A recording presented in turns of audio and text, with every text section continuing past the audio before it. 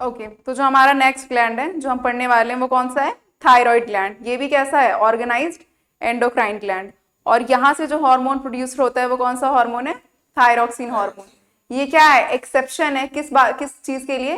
कि ये हार्मोन जो है वो बॉडी स्टोर करती है। बाकी क्या है, हमने पढ़ा था कि हार्मोन जो है वो प्रोड्यूस ही हो रहा है कि बहुत ही ट्रेस अमाउंट में, है ना, इंटरसेलुलर मैसेंजर की तरह वो एक्ट कर रहा है और डिस्ट्रॉय हो जा रहा है जब भी उसका फंक्शन खत्म हो जा रहा है। But this is an exception जो कि बॉडी में स्टोर हो रही है। अब देखो थायराइड ग्लैंड के बारे में क्या पढ़ते हैं कि ये जो है ये लार्जेस्ट एंडोक्राइन ग्लैंड है। सबसे बड़ा एंडोक्राइन ग्लैंड अगर हम बोलें कौन सा है तो आप क्या कहोगे? Thyroid gland. इसको याद करने का एक और तरीका भी है, मतलब ये बस ऐसा है कि आप याद रख सको कि यार यही हार्मोन जो है बस बॉडी जो है उसको स्टोर करके रख पा रही है, तो यानी कि ज्यादा बड़ा होगा। वैसे ऐसा कुछ है नहीं, है ना, बस ये याद करने का एक ट्रिक है। जैसे भी ट्रिक से आपको याद होता है वो सारे ट्रिक आपको आजमा लेने हैं, ठीक है। तो ये लार्जेस्ट ग्लैंड है। अब इसकी सिचुएशन कहाँ पे है? तो आप देखो ये वोकल कॉर्ड है। वोकल कॉर्ड हमने क्या पढ़ा था? लैरिंक्स, है ना। And this is your trachea. तो ये इसके वेंट्रल पार्ट पे, मतलब सामने वाले साइड पे लोकेटेड होता है। कहां पर होता है? सेंट्रल पार्ट में। कई बार एग्जाम में इस वेंट्रोलेटरल को लिख देते हैं डॉर्सोलेटरल। क्या लिख देते हैं? और वो बहुत बड़ा सा एक केस बना दिया है, ठीक है, और लास्ट में लिख दिया है कि डॉर्सोलेटरल है, ठीक है। तो वहां पर ध्यान देना है कि ये डॉर्सोलेटरल सिचुएटेड नहीं होती है। कहां पर सिचुएटेड होती है?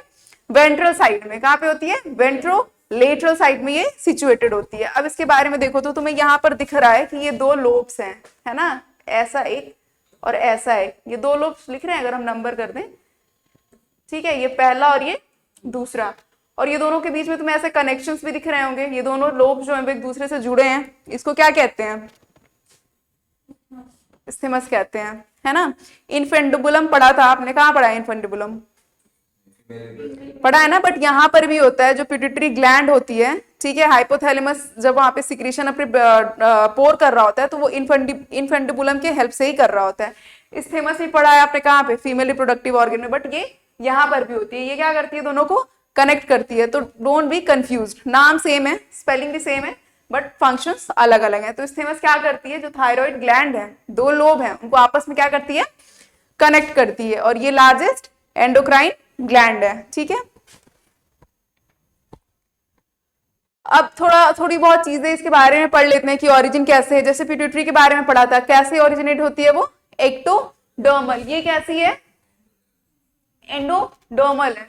अब देखो lobes of thyroid made with connective tissue. अभी जो हमने लोब्स पढ़े थे, कितने लोब्स थे उसके अंदर? दो लोब्स थे, है ना, जो कनेक्ट किससे हो रहे थे? स्थिमस से। तो वो लोब्स बने किसके होते हैं? कनेक्टिव टिश्यूज के। अब इसके अंदर बहुत सारे फॉलिकल्स होते हैं। अब इन फॉलिकल्स के बारे में पढ़ते हैं कि ये क्या इनका काम है। तो ये स्कैटर्ड होती है इनकी स्ट्रोमा में। Thyroglobulin is filled in its cavity. ऐसे समझ लो कि ये एक फॉलिकल है ना, ऐसे फॉलिकल है। यहाँ पे क्यूबॉइडल सेल्स होते हैं। ये कौन से सेल्स हैं? ये तो हमारे, और ऐसे ऐसे बहुत से फॉलिकल्स जो थायराइड ग्लैंड है, जो लोब्स हैं, उनकी स्ट्रोमा में फैले होते हैं, ठीक है ना। और इसकी जो कैविटी है, दिस सेंट्रल पोर्शन, यहाँ पे क्या होता है? हार्मोन होता है। क्या होता है? हार्मोन होता है। अब देखो इसमें दो तरह के हार्मोन्स प्रोड्यूस्ड होते हैं, T3 और T4। नाम से ही पता लग रहा है, ट्राई और ये टेट्रा। आयोडोथायरॉक्सिन ये 20% होता है और टेट्रा जो होता है वो कितना होता है? 80% होता है। तो थायरॉक्सिन हार्मोन जो है क्या है? T4 है। थायरॉक्सिन हार्मोन कौन सी है? This one, T4। T3 नहीं है ये, है ना। 4 मॉलिक्यूल इसको। ये क्या होता है कि आयोडीन जो होती है हमारे बॉडी में, जो हम एक्सटर्नली हम लेते हैं, उसके हेल्प से ये हार्मोन जो है थायरॉक्सिन वो प्रोड्यूस्ड होती है, जो कितनी परसेंट कॉन्स्टिट्यूट करती है? 80%। और ये जो ट्राई आयोडोथायरोनिन है वो कितनी होती है? 20%, ठीक है। बट पोटेंसी इसकी ज्यादा अच्छी होती है, इसकी कम अच्छी होती है। अब देखो हमने क्या कहा कि हमें आयोडीन चाहिए, ठीक है ना। आयोडीन चाहिए ताकि हम इसको इस हार्मोन को प्रोड्यूस कर सके, है ना। तो कुछ एक अमाउंट होगा कि हाँ इतना अमाउंट आयोडीन हम देंगे तो ये हार्मोन बन जाएगा। तो वो अमाउंट कितना है? 120 माइक्रोग्राम, ठीक है। इतने हार्मोन्स हमारे ग्लैंड को चाहिए ताकि वो थायरॉक्सिन हार्मोन प्रोड्यूस कर सके। तो यहाँ तक हमने क्या देखा, बहुत ही बेसिक चीजें देखी कि थायराइड ग्लैंड है ना, वेंट्रोलेटरल पार्ट जो है वहां पर वो सिचुएटेड है ट्रेकिया से, अगर और लैरिंग्स के बीच में हम कम्युनिकेट करें तो दोनों लोब्स आपस में जुड़े होते हैं, किससे, इस्थेमस से, है ना। अब लोब्स के बारे में पढ़ लेते हैं कि लोब्स का कॉन्स्टिट्यूएंट क्या है। तो कनेक्टिव टिश्यू से मिलकर बने होते हैं, किससे बने होते हैं, कनेक्टिव टिश्यू से। इनकी जो स्ट्रोमा है उसमें बहुत सारे फॉलिकल्स जो है वो स्कैटर्ड है। फॉलिकल्स का जो कैविटी है उसके अंदर क्या है, हार्मोन है। कौन सी हार्मोन है, थायरॉक्सिन हार्मोन है। और इसको कितना चाहिए हमें, आयोडीन 120 माइक्रोग्राम आयोडीन चाहिए हमें थायरॉक्सिन हार्मोन प्रोड्यूस करने के लिए। यहां तक कोई दिक्कत। अब हम लोग पढ़ते हैं कि फंक्शन क्या है। तो जो थायराइड हार्मोन है वो वाइड रेंज ऑफ एक्टिविटीज को हमारे बॉडी में कंट्रोल करता है। मतलब ये आप कह सकते हो कि आपकी बॉडी की जो एक रिदम है, एक सर्काडियन रिदम है, उसको मेंटेन करता है थायराइड हार्मोन। मतलब खाना तो नहीं, मतलब स्लीप साइकिल, ठीक है, फीमेल्स के अंडर मेंस्ट्रुअल साइकिल, बहुत तरीके से ग्रोथ को भी, आईक्यू को भी कौन करता है कंट्रोल, थायराइड हार्मोन। तो इसकी डेफिशिएंसी या फिर इसका हाइपर सिक्रीशन जब हो जाता है तो बहुत सारी जो डिजीजेज हैं वो अराइज होती हैं। वो तो खैर नेक्स्ट सेक्शन में पढ़ेंगे। अभी हम लोग पढ़ते हैं कि इनके फंक्शंस क्या हैं, क्या क्या काम करता है ये। सबसे पहले ये बीएमआर जो है उसको इंक्रीज कर देता है। बीएमआर क्या होता है, बेसल मेटाबॉलिक रेट। ये क्या होता है, basically minimum energy in the form of calories to complete its normal function. मतलब हमारे बॉडी को मिनिमम एनर्जी कैलोरी के फॉर्म में, ठीक है, जिससे कि नॉर्मल फिजियोलॉजिकल फंक्शन को हम कैरी आउट कर सके, वही क्या है, हमारा बीएमआर है। और ये हर इंडिविजुअल का अलग अलग होता है, सारे इंडिविजुअल का सेम नहीं होता है। तो ये क्या करवाता है हार्मोन, बीएमआर को इसने बढ़ाया, बॉडी टेम्परेचर भी बढ़ा और वेट लॉस होने लगता है, ठीक है। तो कोई अगर इंसान है, ठीक है, जिसका अगर बीएमआर बहुत ज्यादा है तो उसका वेट लॉस ज्यादा होगा, है ना। क्योंकि आप यहां से जा सकते हो कि बीएमआर अगर इंक्रीज होगा, बॉडी टेम्परेचर होगा, तो इसका वेट लॉस भी होने लग जाएगा। मेटाबॉलिज्म पे क्या है, जैसे हमने उसके लिए पढ़ा था ग्रोथ हार्मोन के लिए कि फैट के लिए कौन सा इफेक्ट है, तोड़ना, लाइपोलिसिस। कार्बोहाइड्रेट के लिए क्या है, शुगर को इंक्रीज करना, बिल्कुल उसके जैसा ही है, डायबिटोजेनिक। प्रोटीन में वो क्या कर रहा था, ग्रोथ हार्मोन, प्रोटीन के लिए कैसा था वो, एनी कैसे जल्दी एनाबॉलिक था। मतलब प्रोटीन को भी एनाबॉलिक कैटाबॉलिक समझ आता है ना, एनाबॉलिक मतलब बनाना, तो वो सिर्फ एनाबॉलिक एक्शन परफॉर्म करता था, पर यहाँ पे कैटाबॉलिज्म भी होती है। बस यही चीज जो है वो डिफरेंट है ग्रोथ हार्मोन में और इसमें। गोनैड्स के लिए क्या करता है, जो मैंने अभी बोला कि रेगुलेट करता है फीमेल के अंडर मेंस्ट्रुअल साइकिल को। अब देखो इसका रेगुलेशन है, बहुत ही आराम से इसको पढ़ेंगे। बस इतनी सी बात है कि जो थायराइड ग्लैंड है, अगर एक बार हम ये कहते हैं कि प्यूटिटरी ग्लैंड जो है वहां से टीएसएच रिलीज हो रही है और थायराइड जो है वो थायराइड ग्लैंड से कह रही है कि थायरॉक्सिन को प्रोड्यूस करवाओ, तो ऐसा होना चाहिए था एक बार में कि जो प्यूटिटरी है उसको सिग्नल गए हैं कि तुम ये टीएसएच को रिलीज करो, और थायराइड से थायरॉक्सिन रिलीज होने लग गया। तो एक बात बताओ, एक तो ऐसा भी कंडीशन आएगा ना कि जब बॉडी में सिर्फ और सिर्फ थायरॉक्सिन ही है ना, तो कोई अच्छी सी मैकेनिज्म होना चाहिए, ठीक है, ताकि ये जो हार्मोन है उनका लेवल मेंटेन किया जा सके। तो इसको हम कैसे कंट्रोल करते हैं, वाया फीडबैक मैकेनिज्म। क्या कहते हैं इसको, फीडबैक मैकेनिज्म। सारे हार्मोन्स जो हम पढ़ रहे हैं उनका मैकेनिज्म, फीडबैक मैकेनिज्म, जो हमने पिछले लेक्चर में बात की थी कि हम फीडबैक मैकेनिज्म में पढ़ेंगे, वो यहाँ पर हम बता रहे हैं कि ये कैसे होती है। हमारा बॉस कौन सा है, हाइपोथैलेमस। इसने टीआरएच हार्मोन से कहा कि आप एंटीरियर पिट्यूटरी पे एक्ट करें। टीआर क्या है, टीआरएच क्या है, थायराइड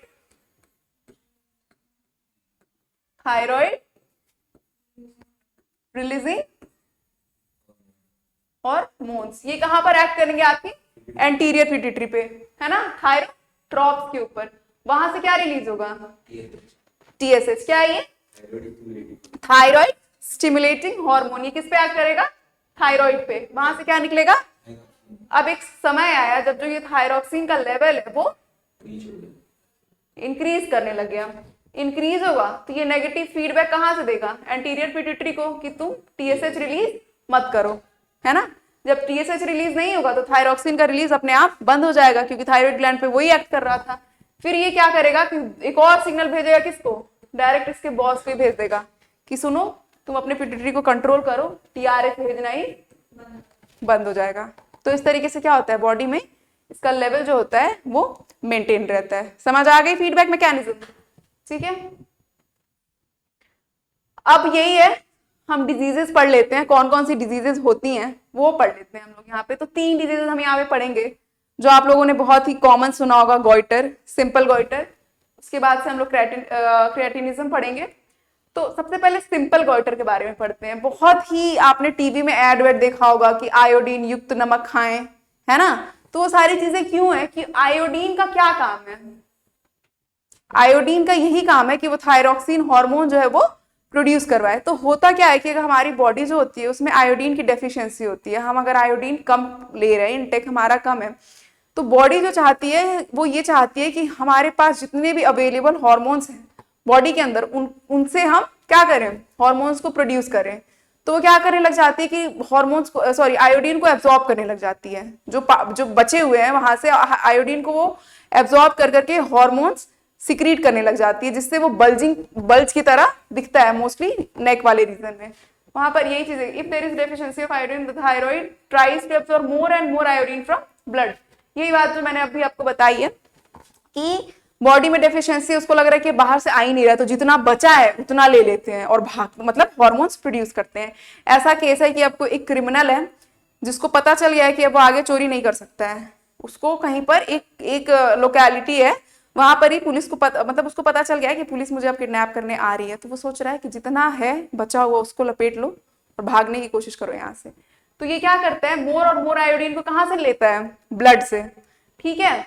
और क्या होता है, increases its size which is called as simple goitre, है ना। और कुछ कुछ डिजीजेस ऐसी होती हैं कि एक पर्टिकुलर रीजन में बहुत ज्यादा पाई जाती हैं, है ना, उसको हम लोग कहते हैं एंडेमिक डिजीज। जैसे मान लो कि एक एरिया है, वहां के लोग हैं, उनको बहुत ज्यादा अमाउंट में गॉइटर हो रहा है, तो वो क्या कहेंगे कि वो डिजीज जो है वहां के लिए क्या है, एंडेमिक है। क्या है वहां के लिए?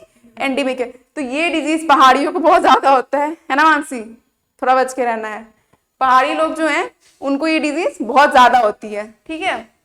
अब हम लोग पढ़ते हैं, ये एंडेमिक गॉइटर के बारे में बता रहा है कि अगर ज्यादा लोग एक ही डिजीज को बहुत ज्यादा अमाउंट में शो करें तो उन्हें क्या कहते हैं, एंडेमिक डिजीज कहते हैं। अब देखो क्रिएटिनिज्म के बारे में पढ़ते हैं। Hypothyroidism during pregnancy causes defective development and maturation of growing baby leading to stunt growth. Cretinism growth, इसको हम लोग कहते हैं cretinism retardation, low mental intelligence, quotient abnormal skin and deaf mutism. देखो हाइपोथायरॉयडिज्म, अगर कोई लेडी प्रेग्नेंट है, आपने ऐसे बहुत सुना होगा कि प्रेगनेंसी के टाइम पे बहुत सारी चीजों का ख्याल रखना पड़ता है। हर मतलब 3 ट्राइमेस्टर है तो डॉक्टर कहती है कि नहीं, आपको फर्स्ट ट्राइमेस्टर के बाद रेगुलर चेकअप के लिए आना पड़ेगा, है ना। क्यों करते हैं ऐसा कि अब बेबी जो होती है वो ग्रो कर रही होती है ना। उस दौरान अगर उस फीमेल के अंदर ये चीज हो जाती है, मतलब थायराइड हार्मोन जो है उसकी कमी हो जाती है, तो जो बेबी ग्रो कर रहा होता है उसमें बहुत सारे कॉम्प्लिकेशंस देखने को मिलते हैं। वो बेबी, एक तो वो छोटा होता है, हाइट उसकी कैसी होती है, छोटी होती है, आईक्यू उसका कम होता है, उसकी स्किन कलर जो होती है वो भी काफी हद तक वेरी करती हैं। तो एक और बात हमने पढ़ी थी, ड्वार्फिज्म हमने कहाँ पढ़ा था, ग्रोथ हार्मोन में। तो उसमें और इसमें क्या अंतर है? अगर कोई बच्चा पैदा हो रहा है और उसकी हाइट कम है तो आप कैसे कहोगे कि इसको क्रेटिनिज्म है या फिर ये डॉर्फ है? क्या डिफरेंस है दोनों में? ये नहीं बढ़ेगी, हाइट बढ़ेगी ही नहीं उसकी, यही तो लिखा हुआ है यहाँ पे कि स्टंट ग्रोथ है, हाइट उसकी नहीं बढ़ेगी, मतलब वो नाटा ही होगा, डॉर्फ होगा। तो what is different between that dwarfism which we have covered in last section? हाँ बिल्कुल सही। उसमें क्या होगा कि बस उसकी हाइट जो है वो छोटी है ना, बाकी उसका आईक्यू लेवल, उसके सेक्स हॉर्मोन्स जो है या फिर उसकी जो सेक्सुअलिटी वो बिल्कुल ही नॉर्मल रहेगी जैसे बाकी लोगों की रहती है, बस हाइट क्या होगी उसकी, छोटी होगी। यहाँ पे क्या है कि ओवरऑल जो बॉडी है वो पूरी तरीके से इफेक्ट हो गई है, हाइट जो है वो भी छोटी हो गई, आईक्यू जो है वो भी कम हो गया, यहाँ तक कि स्किन जो है सॉरी वो भी इफेक्ट हो रही है, ठीक है। तो ये नेक्स्ट सेक्शन में हम देखेंगे कि क्रेटिनिज्म कैसे कैसे इफेक्ट करता है, फिजिकली इफेक्ट करता है, मेंटली इफेक्ट करता है और सेक्सुअली इफेक्ट करता है। जबकि ग्रोथ में सिर्फ क्या होता है, फिजिकली क्या होता है, वो सिर्फ ड्वार्फ होता है, वो बिल्कुल फिट होता है, बस उसकी हाइट कम होती है। यहाँ पे क्या देख रहे हो, वीक मसल्स है। क्या हो रहे हैं यहाँ पर, वीक मसल्स है। ठीक है, अब हम पढ़ते हैं मेंटल। इसमें क्या होती है, इडियट होते हैं बच्चे। कैसे होते हैं, इडियट। ठीक है, और इसमें आईक्यू जो होता है क्या होता है उसका, बहुत ही कम होता है। सेक्सुअल में क्या होता है, infantile sex organs, no secondary sexual character. ठीक है, सेकेंडरी सेक्सुअल कैरेक्टर जो मेल और फीमेल दोनों में पाए जाते हैं, है ना, कि वो जब एडोलेसेंस से एक यंग एडल्ट मेल और फीमेल में ग्रो करते हैं, वो कैसे होता है, इन्हीं सेकेंडरी चेंजेस की वजह से होता है। तो ऐसे जो बच्चे होते हैं जिनमें जिनको क्रेटिनिज्म होती है, मतलब थायराइड हार्मोन जो है उसकी कमी हो गई है, वो क्या होते हैं, उसमें कोई सेकेंडरी सेक्सुअल कैरेक्टर नहीं होता है, इन्फेंटाइल सेक्स ऑर्गन होते हैं इनमें। तो dwarfism due to pituitary is ateliosis, dwarfism due to thyroid is cretinism. What is difference between both of them, कि यहाँ पर पूरी तरीके से ओवरऑल इंडिविजुअल जो है उसकी मेंटल, फिजिकल और सेक्सुअल तीनों हेल्थ क्या हो रही है, इफेक्ट हो रही है।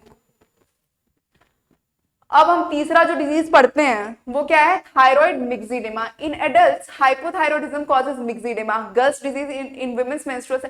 इसमें देखो क्या है, तीन चीजें पढ़ी हमने हाइपोसिक्रेशन से। कौन कौन सी, पहले तो पढ़ ली गोइटर, दूसरी पढ़ ली क्रिएटिनिज्म, तीसरी पढ़ ली मिक्सिडेमा। बस नाम नाम याद रखने हैं। ठीक है, गोइटर और क्रिएटिनिज्म कभी कभी आ जाता है, बट वैसे आपको सिर्फ नाम नाम डिजीजेस याद रखने, क्योंकि जब आप पेपर देने जाते हो इतना सारा कंटेंट आप एक बार में रिवाइज नहीं कर सकते हो, है ना। तो try to make it very short कि आप एग्जाम में क्विकली इसको रिवाइज कर सको। तो इनके नाम नाम, इनके बारे में अगर हम पढ़ने लग जाए तो बहुत टाइम लग जाएगा, एक वीडियो बन जाएगी 3 घंटे की, तो ऐसा नहीं करना है। अब हाइपरथायरॉयडिज्म में क्या होता है, हाइपरथायरॉयडिज्म, एक बात बताओ, ऐसी सिचुएशन आती होगी कि जो ग्लैंड प्रोड्यूस हो रहा है उसमें कैंसर हो जाए। कैंसर में क्या होता है, अनकंट्रोल ग्रोथ होता है, और इस हार्मोन की क्या सबसे बुराई है कि ये स्टोर्ड होता है। तो अगर थायराइड ग्लैंड में कैंसर हो जाता है तो development of nodules of thyroid glands, मतलब ये है कि नोड्यूल्स उसमें बन जाते हैं, और जो सिंथेसिस रेट है वो भी क्या हो जाती है, बढ़ जाती है।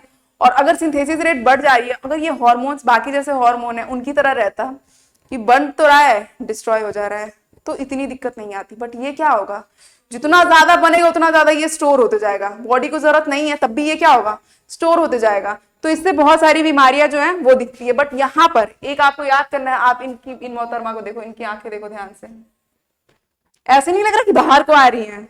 वंश को ये एनाबेल जैसी लग रही थी, है ना वंश।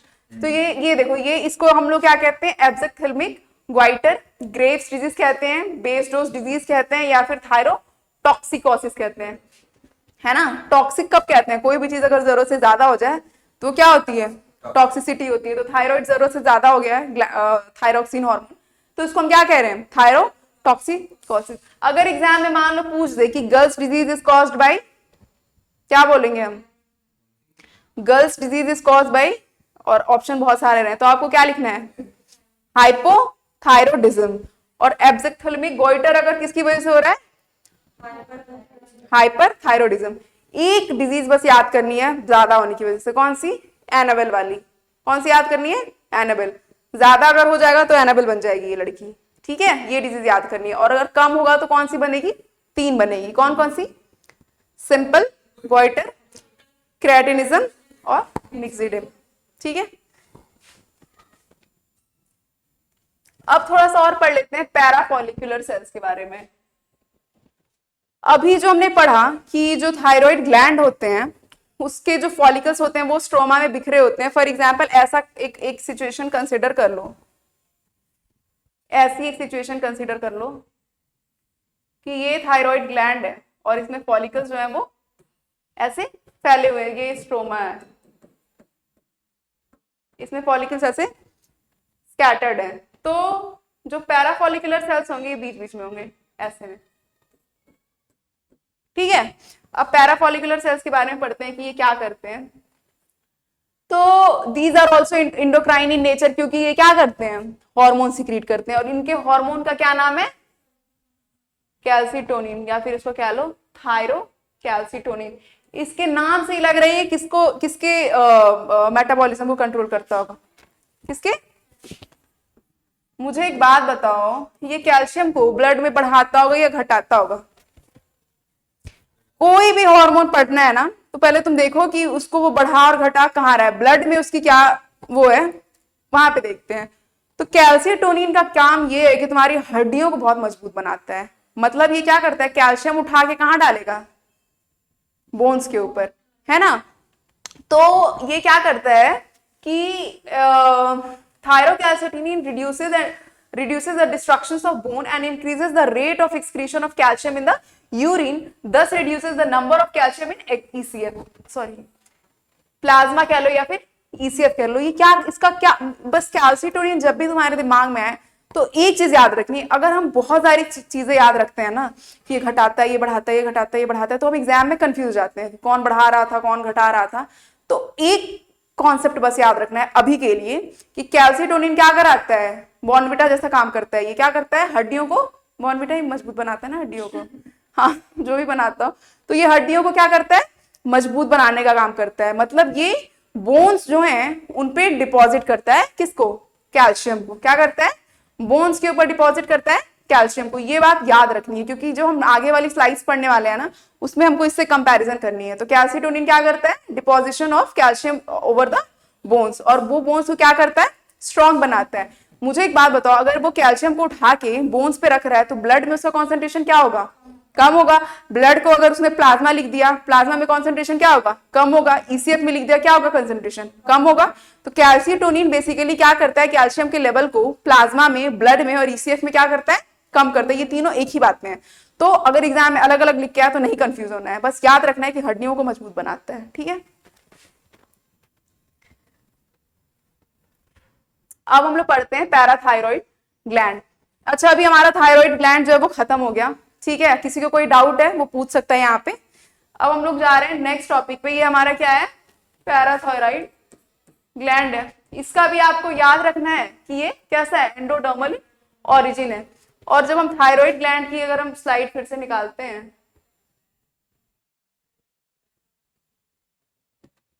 ये रहा। तो पैराथायरॉइड जो होता है इसके डॉर्सल साइड में 4 फॉर्म में ऐसे, ये एनसीईआरटी की जो आप बुक देखेंगे ना वहां पे मिलेगा, ठीक है ना। देखो ये रहा कैल्सिटोनिन, है ना, और थायरोग्लोबुलिन, इसके कैविटी में ये प्रेजेंट होता है। खैर छोड़िए, ये बात तो हमने कर ली है।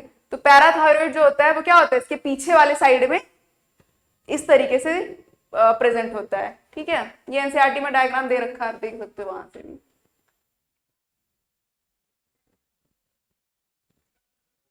ठीक है। These glands secrete only one hormone which is parathormone या फिर Collips hormones और PTH, ठीक है। It was obtain by Collip in pure. देखो तो यहां से सिर्फ एक ही हार्मोन सिक्रीट होता है। कौन सा हार्मोन सिक्रीट होता है, PTH। नाम से ही पता चल रहा है, पैराथायरॉइड ग्लैंड और पैराथॉर्मोन। और एक ये नाम याद रख लेना, कॉलिप्स हार्मोन। ऐसा नहीं है कि तुम ऐसे ढूंढ रहे हो कि पता नहीं कौन सी हार्मोन है, हमने तो कहीं पढ़ा ही नहीं है। तो पैराथॉर्मोन, PTH को ही क्या कहते हैं, कॉलिप्स हार्मोन कहते हैं। थायराइड ग्लैंड जो होती है वो कौन से हार्मोन सिक्रीट करती है, बताओ यार नाम। थायराइड ग्लैंड कौन सी हार्मोन सिक्रीट करती है, थायरोक्सिन। पैराथायरॉइड ग्लैंड कौन सी हार्मोन सिक्रीट करती है, प्यूटेटरी कौन सी हार्मोन सिक्रीट करती है, एंटीरियर और पोस्टीरियर। जिनको ये पता है ऐसे लिख के बताएंगे, और विद इन 1 सेकेंड, नहीं 1 सेकेंड तो बहुत कम बोल दिया, 1 मिनट के अंदर ये लिख के बताना है, ठीक है।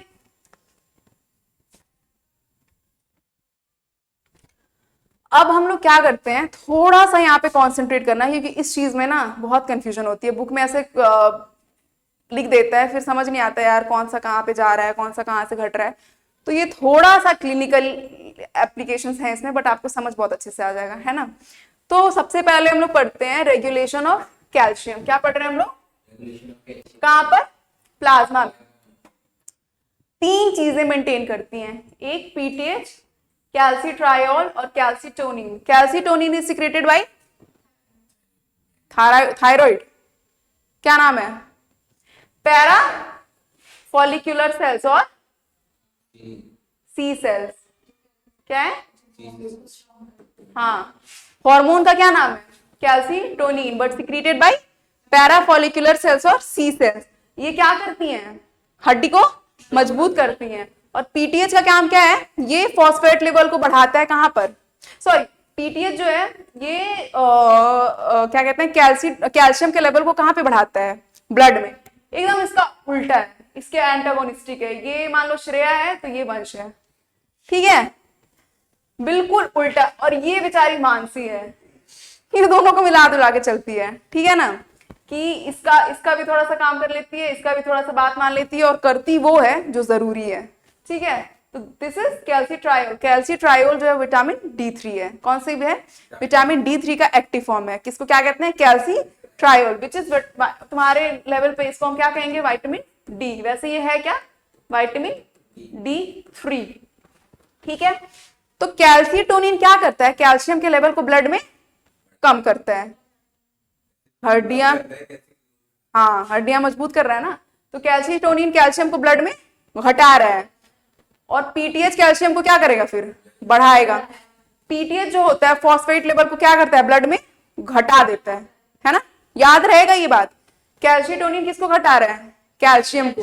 पीटीएच किसको घटा रहा है? फॉस्फेट को, और दोनों का उल्टा, ठीक है, ये बात याद रहेगी आपको। और विटामिन D3 का क्या यूज है ये हम नेक्स्ट स्लाइड में पढ़ेंगे कि ये क्या करता है।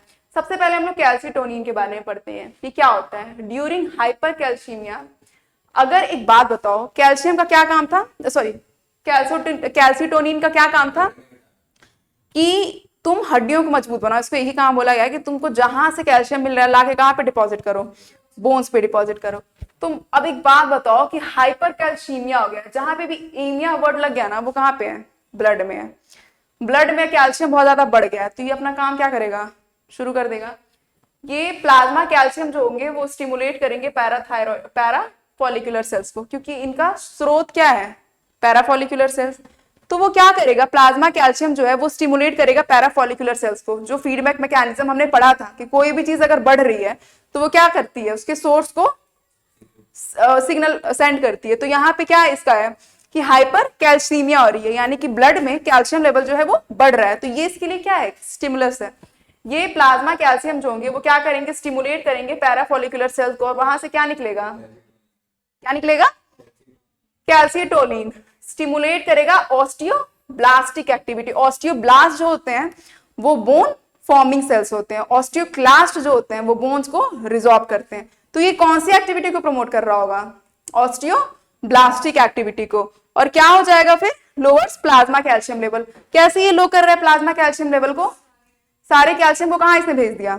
बोन्स के ऊपर। तो हड्डियां क्या हो गई? मजबूत हो गई। तो इस तरीके से हमारा कैल्सीटोनिन काम करता है। समझ आ गई कि जब हाइपर कैल्सीमिया होगा तो पैराफॉलिकुलर सेल्स को ये स्टिमुलेट करके क्या करेगा?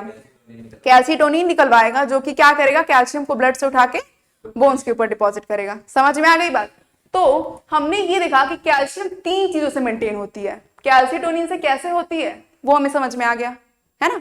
अब बाकी 2 हार्मोन्स के बारे में पढ़ते हैं कि ये क्या करते हैं।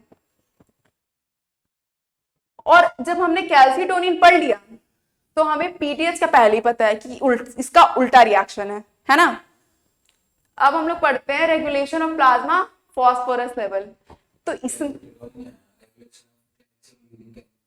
पीटीएच और कैल्सीट्रायोल मतलब विटामिन D3 और पीटीएच, ठीक है। क्या हो गया? विटामिन D3 और अभी पढ़ते हैं नेक्स्ट स्लाइड में। अभी हम लोग पीटीएच के रेगुलेशन के बारे में पढ़ लेते हैं। कैल्शियम का रेगुलेशन हमने पढ़ लिया, अब हम लोग पीटीएच के रेगुलेशन के बारे में, सॉरी फॉस्फोरस के लेवल उसके बारे में पढ़ते हैं।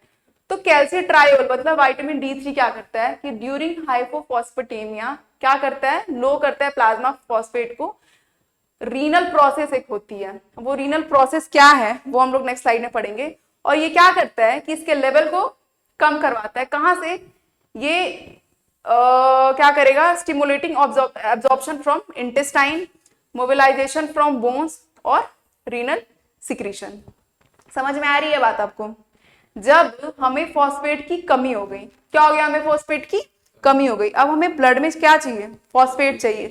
3 चीजें हैं जहां से हम लाके दे सकते हैं। कहां से? इंटेस्टाइन से, बोन से और रीनल ट्यूबुलर सिक्रेशन से। जब किडनी से पढ़ा है हमने जो वो वाली चीजें कि रीनल ट्यूबुलर सिक्रीशन से होता है, ठीक है। अब हम लोग पढ़ते हैं पीटीएच और पैराथायरॉइड हार्मोन क्या करवाता है। तो इतना पता है कि ये क्या करवाता है कि कैल्शियम के लेवल को ब्लड में क्या करेगा? तो कैसे बढ़ाएगा? रिजॉर्प्शन ऑफ कैल्शियम और एक्सक्रीशन ऑफ फॉस्फेट।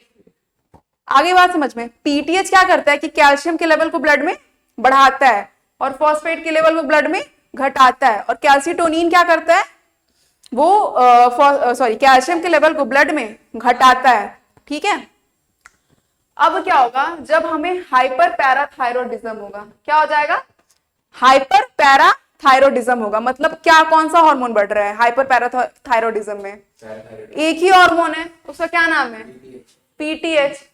तो जब मुझे एक बात बताओ, पीटीएच बढ़ेगा तो कौन सा एलिमेंट जो है उसका सिक्रीशन ब्लड में बढ़ेगा, कैल्शियम का, तो वो क्या हो जाएगा, हाइपर कैल्सीमिया। यानी कि हाइपर मतलब ज्यादा, ठीक है, कैल्शियम का मतलब तुम्हें पता ही है, और ईमिया वर्ड का मतलब क्या हो गया, ब्लड, मतलब ब्लड के अंदर कैल्शियम का लेवल बढ़ गया। और हाइपोफॉस्फेटीमिया, फॉस्फेट का लेवल ब्लड के अंदर घट गया। अभी तक हमने दो हार्मोन का देखा, कैल्सीटोनिन और पीटीएच। विटामिन डी3 का रोल अभी तक हमने पढ़ा नहीं कि वो क्या करता है, वो हम आगे पढ़ते हैं। पर यहां तक मुझे बताओ कोई दिक्कत है, नहीं है ना कोई दिक्कत। कैल्सीटोनिन क्या कर रहा है, ब्लड में कैल्शियम लेवल को घटा दे रहा है, पीटीएच क्या कर रहा है, कैल्शियम को बढ़ा दे रहा है और फॉस्फेट को घटा दे रहा है। ठीक है, अब देखो ये थोड़ा सा क्लिनिकल है, बट समझ जाओगे तो कुछ नहीं होगा। जो मैंने बोला था कि एक रीनल प्रोसेस होती है, वो ये रीनल प्रोसेस के बारे में हम पढ़ते हैं। देखो कैल्शिडायोल जो है, ये भी एक मिनट, कैल्शिडायोल जो है ये लीवर में होता है। ठीक है, कहां पर होता है, लीवर में। ठीक है, किडनी में ये कैल्शिट्रायोल बनता है, क्या बनता है, जो कि एक्टिव फॉर्म किसका है, विटामिन डी3 का, सॉरी नॉट डी3 का। ये एंजाइम के नाम आपको याद करने की कोई जरूरत नहीं, इतना बड़ा सा देख के डरने की जरूरत नहीं है। ये मैंने बस इसलिए लिखा कि इसका सिग्निफिकेंस पता चल सके। लीवर से जब ये किडनी में कैल्शिडायोल से किसमें बन जाता है, कैल्शिट्रायोल में। तो अब क्या होता है, जब हमारी बॉडी में कैल्शियम की लेवल क्या होती है, कम होती है, तो क्या होता है कि मतलब प्लाज्मा है वो कम हो गई है, तो पैराथायरॉइड ग्लैंड से क्या निकलता है, पीटीएच निकलता है। क्या निकलता है, पीटीएच निकलता है। पीटीएच क्या करवाता है, इस कैल्शिडायोल को किसमें कन्वर्ट करवा दिया, इस एंजाइम पे यहाँ पे एक्ट करेगा और ये किसमें कन्वर्ट होगा, कैल्शिट्रायोल में। उसी तरीके से अगर लो फॉस्फोरस लेवल है, ये दोनों हमारी बॉडी में क्या है, कम है, तो यहाँ पे ये तीन चीजें होती हैं। इंटेस्टाइन से हम उठा लेते हैं फॉस्फोरस और कैल्शियम को, बोन से ले लेते हैं, कहां से ले लेते हैं, बोन से उठा लेते हैं, और रीनल एक्सक्रीशन कराते हैं, सॉरी रीअब्जॉर्प्शन कराते हैं। तीन ही जगह है, कहां से ले लेना है, इंटेस्टाइन से एब्जॉर्ब कर लो, किडनी से ले लो और बोन से ले लो। समझ में आ गई है ना। ये विटामिन डी3 उठा उठा के देते जा रहा है कि हाँ ठीक है ले लो। ठीक है, समझ में आ गई बात। अब पढ़ते हैं हाइपोसिक्रीशन, है ना, कि अगर ये कम हो जाए हार्मोन तो क्या होगा। Due to hyposecretion of para hormone और PTH the amount of calcium decreases in ECF which is known as hypocalcaemia. तुम लोगों को पहले ही पता है कि पीटीएच क्या करवाता है, कैल्शियम के लेवल को ब्लड में। तो अगर ये पीटीएच घट गया तो कैल्शियम भी क्या हो जाएगा, घट जाएगा। तो क्या हो जाएगी, and the amount of PO4 क्या होगा, बढ़ जाएगा। Due to deficiency of calcium in blood muscles and nerves get unnecessarily irritated and start conversion. Conversion पढ़ा है, कन्वर्जन एक तरह की ये मेडिकल कंडीशन है। And cramping, sometimes voluntary muscles remains contracted for a long time, this is known as tetany disease. क्या होता है कि अगर पीटीएच हार्मोन जो है वो कम हो गया, अभी हम लोग पैराथायरॉइड हार्मोन ही पढ़ रहे हैं ना, कैल्सीटोनिन का थोड़ा सा उससे बाहर निकलो, पीटीएच कम हुआ तो कैल्शियम क्या हो गया, कम हो गया। और तुम्हें पता है कि कैल्शियम जो है वो बहुत इंपॉर्टेंट पार्ट प्ले करता है एक्शन पोटेंशियल के जनरेशन में। ठीक है, न्यूरोमस्कुलर जंक्शन जब आप पढ़ोगे तो वहां पे आपको कैल्शियम का रोल पता चलेगा कि कैसे वो इंपल्स को जनरेट करने में हेल्प करता है। मुझे एक बात बताओ, अगर कैल्शियम कम हो जाएगा तो वो जो प्रोसेस है वो भी अब सही से नहीं हो पाएगी। तो क्या होता है कि मसल्स जो होते हैं वो बहुत देर तक कॉन्ट्रैक्टेड रह जाते हैं, और कभी कभी वॉलेंट्री मसल्स बहुत देर तक कॉन्ट्रैक्टेड रह जाते हैं। तब जो मेडिकल कंडीशन अराइज होती है वो क्या कहलाती है, टिटैनी। तो टिटैनी बेसिकली क्या है कि पीटीएच हार्मोन का कम हो जाना, वंश उठ जा, पीटीएच हार्मोन का कम हो जाना क्या होती है, ये टिटैनी होती है। और अगर टिटैनी जो है वो इंटरकोस्टल मसल्स में या फिर डायफ्राम में हो, the animal dies due to asphyxia. दो कंडीशन याद रखनी है, कौन कौन सी, टिटैनी और टिटेनी कहाँ पर होती है? जब वॉलेंट्री मसल्स में बहुत देर तक कॉन्ट्रैक्शन होते रहे। और एस्फिक्सिया कब होती है? इंटरकोस्टल मसल्स कहाँ पढ़े थे हमने, है ना? लंग्स में कहाँ? रिप्स में, रिप्स में, ठीक है, रिप्स के मसल्स होते हैं। और डायफ्राम में। तो अगर रिप्स और डायफ्राम के मसल जो है वो कॉन्ट्रैक्टेड हो जा रहे हैं तो उसको क्या कहेंगे हम? एस्फिक्सिया। क्या कहेंगे? ये टर्म आपको याद रखना है। टिटेनी कब कहेंगे? जब वॉलेंट्री मसल्स बहुत देर तक कॉन्ट्रैक्टेड रह जाते हैं तो उनको हम क्या कहते हैं? टिटेनी कहते हैं, ठीक है ना। अब हम पढ़ते हैं हाइपर सिक्रीशन। मुझे बताओ, अगर हाइपर सिक्रीशन होगा पीटीएच का तो कौन सा हार्मोन ब्लड में बढ़ जाएगा? कैल्शियम बढ़ जाएगा, फॉस्फेट क्या होगा? घट जाएगा। अब देखो हम क्या करते हैं, यहाँ पे क्या हो रहा है? Due to hypersecretion of PTH, osteoclasts feed excess amount of bone unnecessarily. As a result of this, bones become brittle and weak. This condition is called osteoporosis. क्या कहते हैं इसको? Osteoporosis. The amount of calcium increases in ECM and level of phosphate जो होता है वो reduced हो जाता है। इसको हम लोग क्या कहते हैं? हाइपरकैल्सीमिया। ये आप लोगों ने पहले ही पढ़ रखा है ना, कि अगर कुछ भी बढ़ जाता है तो हाइपर लगा देते हैं, ईमिया लगा देते हैं ब्लड के लिए। Due to excess deposition of calcium and stones are formed. Basically दो ही चीज पढ़ा है। ऑस्टियोपोरोसिस कब हो जा रही है? जब बढ़ जा रहा है, फॉस्फेट लेवल कम हो जा रहा है, ठीक है ना। और कैल्शियम अगर किडनी में आकर डिपॉजिट हो रही है तो क्या बन रहा है? स्टोन्स बन जा रहा है। तो हाइपोसिक्रेशन में कौन कौन से दो डिजीज पढ़े हमने? टिटेनी और एस्फिक्सिया। यहाँ पे क्या पढ़ा? ऑस्टियोपोरोसिस और किडनी के स्टोन्स, ठीक है। क्रिएटिनिज्म जो होती है वो किसकी कमी से होती है? क्रिएटिनिज्म डिजीज किसकी कमी से होती है? थायराइड। मिक्सिडेमा किसकी वजह से होती है? ठीक है, जिसको आंसर पता है वो लिख के बताएगा इसका आंसर, ठीक है, किसकी वजह से कौन सी डिजीज होती है। और आपको ऐसे रिकॉल करते रहना है बार बार। ऐसा नहीं है कि एक टॉपिक हमने पढ़ा फिर उसको भूल जाओ, नहीं, रिकॉल करते रहो, कनेक्ट करते रहो, क्योंकि एग्जाम में सब आएगा। एक एक टॉपिक पढ़ के आप आओ और हम एग्जाम लेंगे, ऐसा कुछ नहीं है, सब आएगा एक साथ, तो थोड़ा सा रिकॉल करते रहना है। अब हम लोग पढ़ते हैं एड्रिनल ग्लैंड, ठीक है। हमारा जो नेक्स्ट टॉपिक है वो क्या है? एड्रिनल ग्लैंड है। यहाँ तक कोई दिक्कत? थायराइड और पैराथायराइड में थोड़ा सा रिवाइज कर लेते हैं थायराइड ग्लैंड के बारे में, कि सबसे पहले इसमें फॉलिकुलर सेल्स हैं, थायरोक्सिन हार्मोन प्रोड्यूस्ड हो रही है, इसके हाइपोसिक्रीशन से क्या हो रहा है, इसके हाइपर सिक्रीशन से क्या हो रहा है, क्या क्या इसके फंक्शंस है, बीएमआर है ना, मेंस्ट्रुअल साइकिल है, ठीक है, स्लीप वेक साइकिल है, इन सबको क्या कर रहा है? मेंटेन कर रहा है। उसके बाद से हम लोगों ने पढ़ा इसके पैराफॉलिकुलर सेल्स होते हैं, इसके स्ट्रोमा में ही लाई करते हैं, वो क्या रिलीज करवाते हैं? कौन सा हार्मोन? कैल्सिटोनिन, कैल्शियम के मेटाबॉलिज्म में हेल्प करता है। पैरा हार्मोन जो है वहां से एक ही हार्मोन निकलता है पीटीएच, वो क्या करता है? कैल्शियम के लेवल को ब्लड में बढ़ाता है, फॉस्फेट के लेवल को घटाता है। अब इन दोनों की हाइपर सिक्रीशन की वजह से क्या क्या कंडीशन अराइज होते हैं वो ही पढ़ लिया हमने। नेक्स्ट टॉपिक जो है वो क्या है? Adrenal gland. क्या है हमारा next topic? Adrenal gland. It is found on the head anterior most part of both kidneys. Anterior gland is एक्टोमीज। ये देखो, ये चीज तुम लोग को बहुत अच्छे से याद करनी है, एक्टोमीजोडर्मल, ठीक है ना। ऐसे लिख देंगे, एक्टोडर्मल है, मीजोडर्मल है, ठीक है, एंडोडर्मल है, तो आपको क्या रखनी है याद? एक्टोमीजोडर्मल। और ये क्योंकि किडनी के ऊपर होती है तो सुपरा रीनल कहते हैं। क्या कहते हैं इसको? सुपरा मतलब ऊपर, और किडनी है तो रीनल, तो ये कौन सी ग्लैंड है? सुपरा रीनल ग्लैंड है।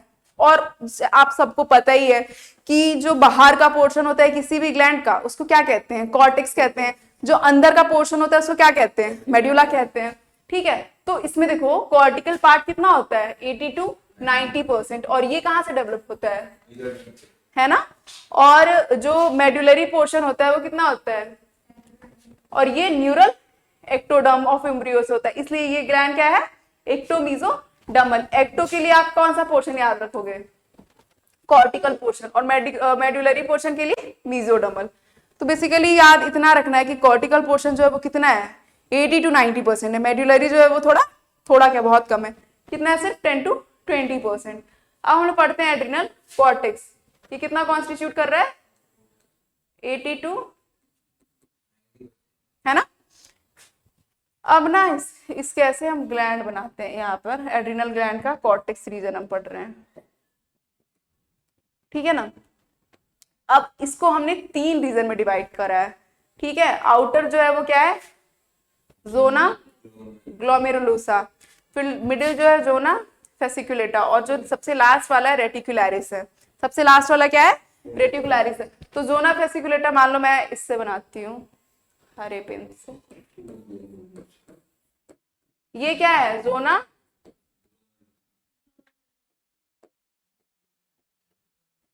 क्या है जोना ग्लोमेरुलोसा।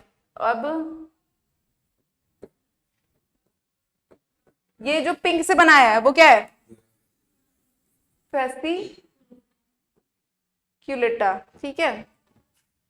और एक रेड बनाते हैं, ये क्या है रेटी, क्या है रेटिकुलेटा, ठीक है।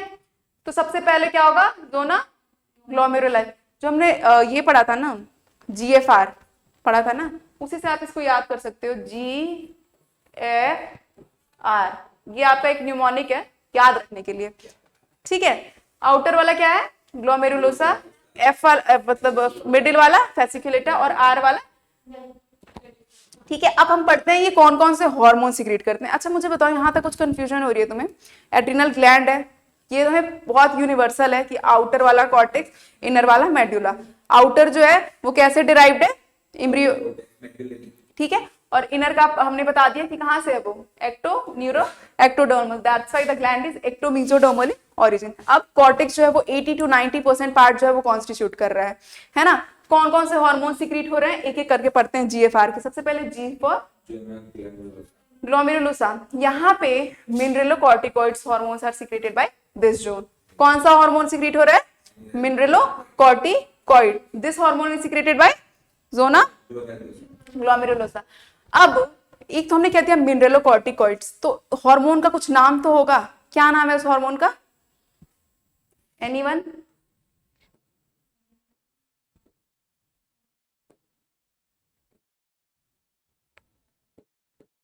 कोई समझदार विद्यार्थी जिसको इसका आंसर पता हो, अब तो मैंने लिख दिया। तो जो मेन मिनरलोकॉर्टिकॉइड है वो क्या है, एल्डोस्टेरॉन। इसके बारे में कहाँ पढ़ा था हमने, एक्सक्रीशन वाले चैप्टर में। कंडीशनल रिजॉर्प्शन करवाता है कहाँ पे, DCT पे और CT पे, है ना। तो main mineralocorticoid is your aldosterone which is produced by zona glomerulosa, ठीक है। अब हम लोग पढ़ते हैं फेसिकुलेटा, ठीक है। फेसिकुलेटा जो होता है वो ग्लूकोकॉर्टिकॉइड हार्मोन को प्रोड्यूस करता है। किसको प्रोड्यूस करता है, ग्लूकोकॉर्टिकॉइड। और जो हमारा मेन ग्लूकोकॉर्टिकॉइड हार्मोन है वो क्या है, कॉर्टिसोल। क्या है, कॉर्टिसोल जो है मेन ग्लूकोकॉर्टिकॉइड हार्मोन है, क्या है ये, कॉर्टिसोल। क्या आप लोग को ये बात याद रहेगी, जोना ग्लोमेरुलोसा जो होता है वो क्या प्रोड्यूस करता है, मिनरलो, हाँ। तो मतलब एल्डोस्टेरॉन एक क्या है, मिनरलोकॉर्टिकॉइड है ना। और जो फेसिकुलेटा है वो क्या प्रोड्यूस करता है, ग्लूकोकॉर्टिकॉइड। इसका एग्जांपल क्या है, कॉर्टिसोल। अगर मैं पूछूं कि कॉर्टिसोल इज प्रोड्यूस्ड बाय, तो आप क्या बोलोगे, zona fasciculata of adrenal gland, और उसको कौन सा पार्ट में, कॉर्टेक्स पार्ट में। तो कॉर्टिसोल जो है वो कॉर्टेक्स प्रोड्यूस करता है एड्रिनल ग्लैंड में, उसका भी कौन सा पार्ट, कौन सा वाला लेयर, मिडिल वन, है ना, जोना फेसिकुलेटा। GFR का F प्रोड्यूस करता है ये, समझ आ रही है बात। अब हम लोग पढ़ते हैं सबसे लास्ट वाला, जो सबसे अंदर है, जो सेंटर पे है, वो कौन सा है, reticularis. Cells of this region are spread in the form of network. These are arranged in layers. This zone secretes a small amount of sex hormones. ठीक है। तो देखो 40 से 50 हार्मोन जो है वो हमारे एड्रिनल कॉर्टेक्स सिंथेसाइज करता है। कितना हार्मोन सिंथेसाइज कर रहा है ये, 40 से 50 हार्मोन सिंथेसाइज कर रहा है, ठीक है। All these hormones are steroidal in nature, ये हमने पढ़ा था पहले ही, जब हमने सबसे पहले स्लाइड अपनी ओपन करी थी तो हमने सबसे पहले वहां पर यही पढ़ा था। Their basic constituent is cholesterol. These are also called corticosteroids. इसलिए हम इनको क्या करते हैं, एक साथ कॉर्टेक्स में प्रोड्यूस्ड हो ही रहा है, स्टेरॉइड है ही, तो मिला दो तो क्या बन गया ये, कॉर्टिकोस्टेरॉइड। तो तुमसे कोई कलेक्टिवली कहे GFR के हार्मोन्स को हम एक साथ क्या कहते हैं, क्या कहोगे, और कॉर्टिसोल तो नहीं लिख दोगे, कॉर्टिसोल क्या है, ग्लूको, बताना है कि कॉर्टिसोल क्या है, ये आपका क्वेश्चन है। अभी मैंने पीछे वाले स्लाइड में बताया है, ये आप लोग बता सकते हो क्या है, ठीक। हाँ तो क्या है, ग्लूकोकॉर्टिकॉइड है, ठीक है ना, यही पूछ रही थी मैं। Only 7 to 8% hormones are active, 40 से 50 हार्मोन प्रोड्यूस हो रहे हैं, बट एक्टिव कितने हैं, सिर्फ 7 से 8%। ठीक है ना। अब हम लोग क्या करते हैं, एक एक करके पढ़ते हैं। मुझे बताओ यहां तक तुम्हें कोई दिक्कत आ रही है? GFR का जो G था वो क्या प्रोड्यूस कर रहा है? एल्डोस्टेरॉन। जो F था वो क्या प्रोड्यूस कर रहा है? Glucocorticoid which is your cortisol. और ये है रेटिकुलरिस से क्या प्रोड्यूस कर रहा है? सेक्स हार्मोन प्रोड्यूस कर रहा है। और इन तीनों को मिला के हम क्या कह रहे हैं? कॉर्टिकोस्टेरॉइड। तो प्लीज प्लीज प्लीज कंफ्यूज नहीं होना है कॉर्टिकोस्टेरॉइड में और कॉर्टिसोल में। Corticosteroid is a broad term. सारे एड्रिनल कॉर्टेक्स के जो हार्मोन है उनको एक साथ क्या कहेंगे? Corticosteroid. But cortisol is only glucocorticoid, जो कि सिर्फ और सिर्फ कौन प्रोड्यूस कर रहा है? जोना फैसिकुलेटा। समझ आ रही है बात? पढ़ लेना एक बार जाके खुद से और अच्छे समझ में आएगा। मिनरलोकॉर्टिकॉइड्स के बारे में पढ़ते हैं। तो देखो, these corticoids related with water and electrolyte absorptions, the main hormone fall वो क्या है? ठीक है। एल्डोस्टेरॉन के बारे में हमने पढ़ा हुआ एक्सक्रीशन में। ये क्या है? Salt retaining hormone. कहाँ पे एक्ट करता है? DCT पे और CT पे रीअब्जॉर्प्शन करता है। ये बात तो आप लोगों को बहुत अच्छे से पता है ना। तो हम नेक्स्ट स्लाइड अब अपना ओपन करते हैं। अब हम लोग पढ़ते हैं हाइपर सिक्रीशन, हाइपोसिक्रीशन। ठीक है। हर ग्लैंड के बारे में ये करते हैं कि पहले उसका नॉर्मल फंक्शन जान लेते हैं, फिर वो कम होगा तो क्या होगा, वो ज्यादा होगा तो क्या होगा। और फीडबैक मैकेनिज्म तो है ही उसकी नॉर्मल फिजियोलॉजी को मेंटेन करने के लिए, तब से यही तो कर रहे हैं, तो इसमें भी कर लेते हैं। हाइपोसिक्रीशन में मुझे बात बताओ, एल्डोस्टेरॉन का काम क्या था? वाटर और सॉल्ट को रिटेन करना। ये इसकी कमी हो जाएगी तो उनकी भी कमी हो जाएगी। वाटर और सॉल्ट जो वो रिटेन नहीं रहेगा, तो वही चीज लिखा हुआ है यहाँ पे। And reduced BP. जैसे ही वाटर इलेक्ट्रोलाइट नहीं रहेगा वैसे ही बीपी तुम्हारी क्या होगी? कम होगी। एक और हार्मोन के बारे में हमने पढ़ा था जहां पे सेम चीज हो रही थी। ये आप लोग कमेंट करके बताओ, ये बच्चे तो बता नहीं रहे। कहाँ पे पढ़ा था हमने कि बीपी भी कम होगी और वाटर और सॉल्ट? अरे वाह, ठीक है। तो ADH और वैसोप्रेसिन। ठीक है। बस एक्ट अलग अलग जगह कर रहा है। ठीक है। अब हम लोग पढ़ते हैं glucocorticoid. Secretion control by ACTH याद करो, पुराने जमाने में जब पढ़ा था हम लोगों ने। वही है।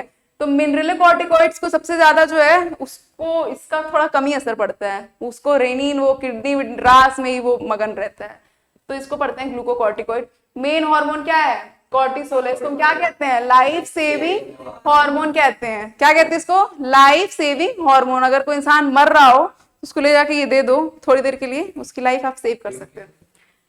लाइफ सेविंग हार्मोन क्यों कहते हैं? क्योंकि ये इसके नेचर की वजह से, ग्लूकोकॉर्टिकॉइड्स की वजह से। ठीक है। अब इसका क्या क्या इस पे यही है यार, कार्बोहाइड्रेट में इंक्रीज करता है शुगर लेवल को, यही है। डायबिटोजेनिक है। फैट की क्या करता है? लाइपोलाइसिस करता है। प्रोटीन की क्या करता है? लाइपोलाइसिस करता है। 3 चीजें पढ़ी हैं, तीनों अलग है। पिट्यूटरी क्या कर रहा था?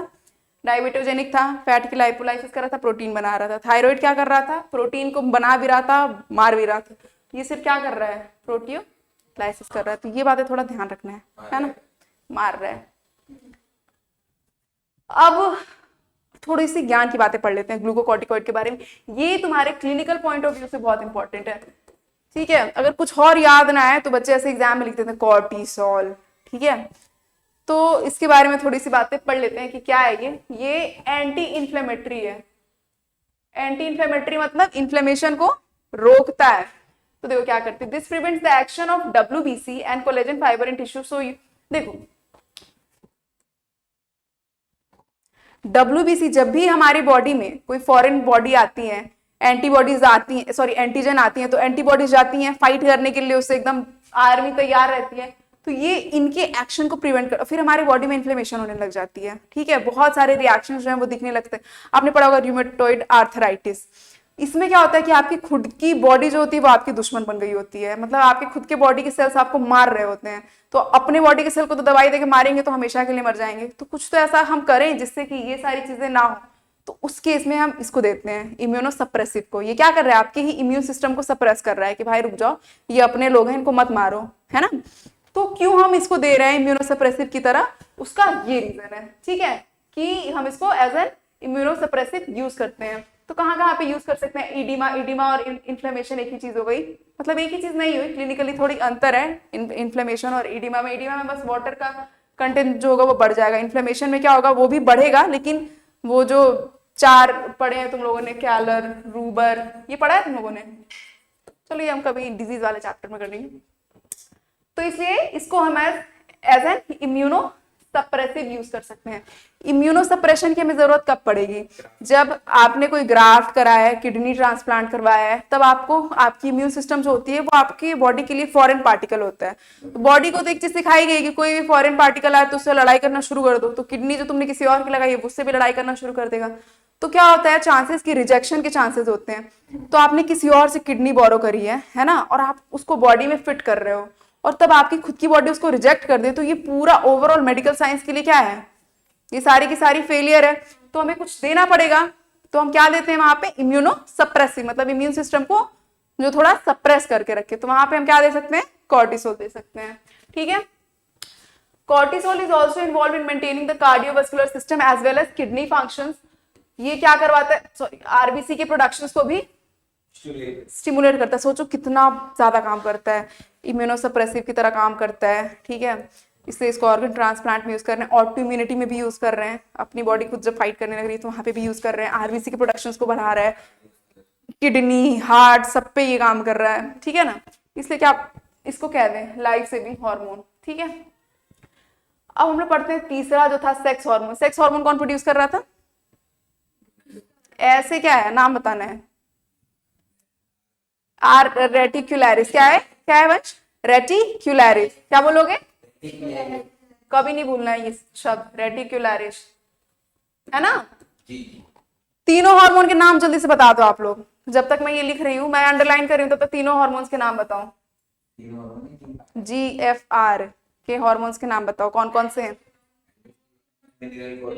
हाँ, कौन प्रोड्यूस करता है? ग्लोमेरुलुसा। नाम लेना है पूरा। क्या है? हाँ, ये बच्चे नहीं बता पा रहे हैं, आप लोग कमेंट करके बताओ इसमें। चलो देखो, अपने आप से नहीं बोलना है, ठीक है? नाम लेके बोलना है। एग्जाम में वो कंफ्यूज कर देगा कि अरे निमोनिक्स तो याद है और नाम ही याद नहीं है, कुछ और जी से लिख देगा, तुम उस पर टिक करके आ जाओगे। कर सकते हो ना तुम, ग्लूकोकॉर्टिकॉइड लिख देगा, फिर तुम टिक करके आ जाओगे, है ना? तो वैसे नहीं करना है, सिर्फ नाम नाम याद करके नहीं करना है। ठीक है, मतलब सिर्फ निमोनिक्स याद नहीं करने, पूरे नाम भी याद करने हैं। ठीक है ना? अब देखो, सेक्स हार्मोन जो एड्रिनल ग्लैंड सीक्रेट करता है उसको हम लोग क्या कहते हैं? गोनाडोकॉर्टिकॉइड्स। कॉर्टिकॉइड्स क्यों कर रहे हैं? क्योंकि कौन प्रोड्यूस कर रहा है? एड्रिनल ग्लैंड प्रोड्यूस कर रहा है।